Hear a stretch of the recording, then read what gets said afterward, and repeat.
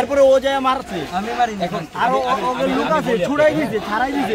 ছাত্রলীগ বললে কি মারতে হবে? এটা যাচ্ছে ভাই ভাই আপনি বাচ্চা ছেলে বলে ভাই এটাকে নরমালাইজ করেন না, ভাই এটাকে নরমালাইজ করেন না। বড় ভাই দেখেন তো তুমি আগে কোন দল সমস্ত এটাকে কি বাইর করে? আমি বলি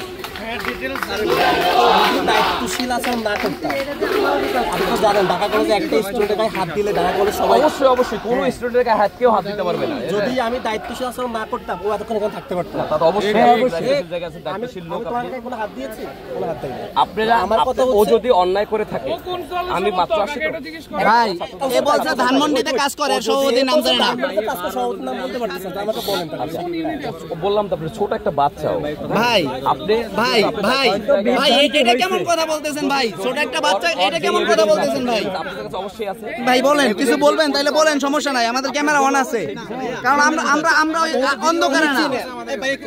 উনি অনেকেই চিনে, হ্যাঁ ওনাদের কাছে যান, ওনার সাথে যে যারা ছিল ভাই আপনারা কেন মারছেন? আমরা এটা চাই, আর কিছু চাই না। তোমরা কেন মারছো? না আমার লগে তো লাগে না। না না উনারা শোনো আসল ভাই, তোমরা একটা জায়গা এখানে, তারা আমার সহযোদ্ধা সবাই, আমরা যারা এখানে আছি। কেন হ্যাঁ কি রে ভাই ভিডিও ফুটেজ তারা ধরছি নাকি?